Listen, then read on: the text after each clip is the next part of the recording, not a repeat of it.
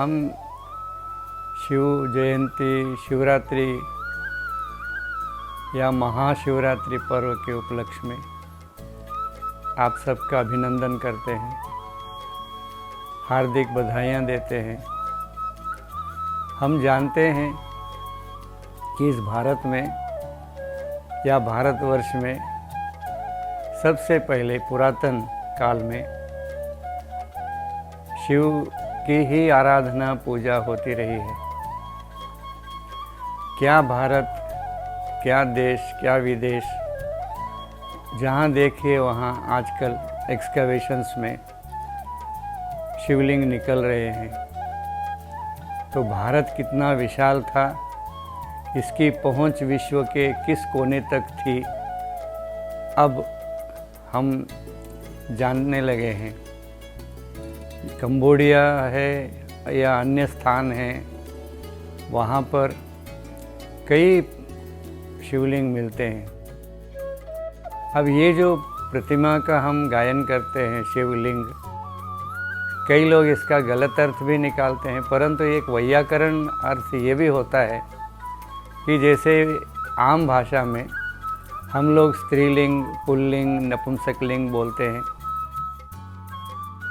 तो जो स्त्री लक्षण है उसको स्त्रीलिंग बोलते हैं, पुरुष लक्षण है तो पुल्लिंग बोलते हैं, दोनों भी नहीं है तो नपुंसकलिंग बोलते हैं। यदि तीनों भी नहीं है तो यहाँ मनुष्य को सोचने लगता है कि ये क्या है, तो हम कहते वह ज्योतिर्लिंग है। संस्कृत में कहा गया न तत्पुंसो न नपुंसक न च स्त्री, वह न पुल्लिंग है, न स्त्रीलिंग है, न नपुंसक है, परंतु वह ज्योतिर्लिंग है, माना ज्योतिर्स्वरूपी है, उसके लक्षण है ज्योति स्वरूप, सदाशिव, इसीलिए उसको कहा जाता है। ऐसे भी अन्य रीति से हम यदि विचार करेंगे तो कहा जाता है शिवम भद्रम कल्याणम मंगलम शुभम। ये साइनोनिम्स, पर्यायवाची शब्द हैं कि वह शिव कैसे कल्याणकारी है, शुभकारी है। तो ये मंगल और शुभ दोनों ही शिव के वरदान हैं।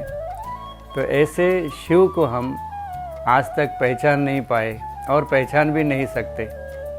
वही आकर के अपना परिचय देगा कि मैं ऐसा हूँ। तो अब वर्तमान समय में आज इस लंबे अरसे से, माना करीब 85 वर्षों से वह अपना परिचय दे रहा है, परंतु वह हमारे गले उतर नहीं रहा है। भारत में ही भगवान आते हैं, गायन है। भारतवर्ष में ही भगवद अवतरण होता है, ये भी गायन है। उसके बावजूद भी वो अवतरण कैसे होता है, यह गीता में है। जैसे वहाँ कहा गया मानुषिम तनुमाश्रितम माम, मैं एक मनुष्य तन का आश्रय लेता हूँ। तो हमारे को समझ में नहीं आया कि वो क्या बोल रहा है गीता का भगवान। अब वो खुद बोल रहा है कि मैं इस साधारण मनुष्य तन में आया हूँ, जिसका नाम प्रजापिता ब्रह्मा रखा गया है।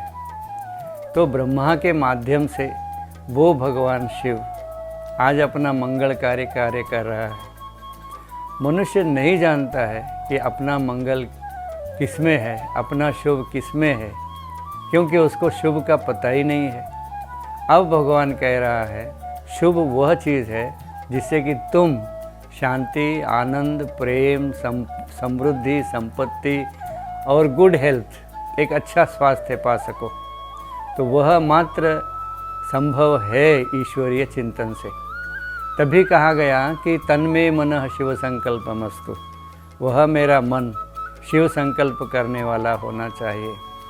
तो ये शिव संकल्प क्या है, माना जैसे हम कहते हैं कि भाई सारे विश्व का कल्याण हो, एक व्यक्ति दो व्यक्ति का नहीं। हम जो शांति मंत्र पढ़ते हैं उसमें हमने न केवल मनुष्यों को लिया, न केवल प्रकृति को लिया, सारे जड़ वस्तुओं को कहा कि शांति सबको चाहिए और सब में होनी चाहिए, क्योंकि शांति एक ऐसी चीज़ है जिसके माध्यम से हम अनंत शक्तियों को प्राप्त करते हैं। जो शक्तियाँ बाहुबल की होती हैं वह लॉन्ग लास्टिंग नहीं होती हैं, और जो आत्मिक शक्ति होती है वह सुदीर्घ अवधि तक चलती है।